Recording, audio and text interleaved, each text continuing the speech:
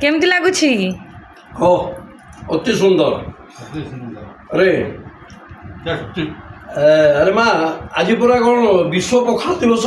हाँ हाँ हाँ अरे ओडिया मानकर यहाँ खाद्य हाँ तो तेणु ओडिया माने विश्व मान्यता तालिका जीआई टैग पखाल को एप्लाय कराई। दिने ना दिने पखाल आम जातीय मान्यता पाइब। हाँ एटा पेट ठंडा निरोगी लोकों ये खाद्य।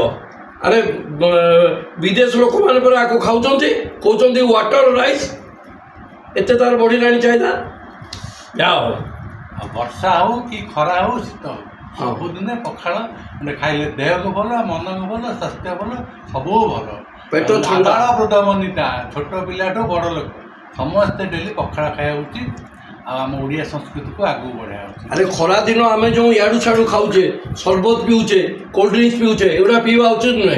दही पखाल खाओ तोराणी पिओ निरोगी रुह। ओडिया मानकर आम जातीय स्तर में आंतर्जातिक स्तर में भी ये पखालटा निश्चय मान्यता पाइब। तेणु ओडिया हाँ यहाँ पूरा आम जातीय खाद्य यहाँ सबुदिन खाइबा उचित।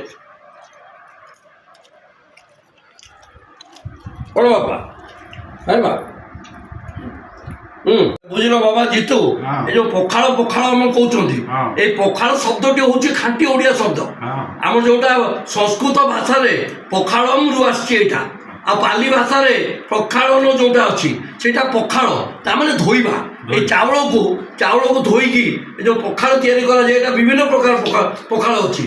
एटा सज चावल को भात रांधि देकी जो पानी पकई दे तो सज पखाल बासी तोराणी रही बासी पखाल आउ ये माँ बढ़िया करी बड़ी चूड़ा कर आलू चटणी कर बैगण भजा ये लेंबू दही टमाटो आलू एटा तो पेट ठंडा ना खाइबारे एते सुंदर माने समस्त को मोर अनुरोध तामाने ओडिया मानकर जो आम खाद्य अच्छी ताकू खरा दिन बचापी निरोगी रही यहाँ सर्वप्रथम खाद्य हूँ आम बासी पखाल एवं तुम पखाल खा जहाँ देहरे जाऊनी से बासी पखाल न खाई सज पखाल खाओ अति सुंदर।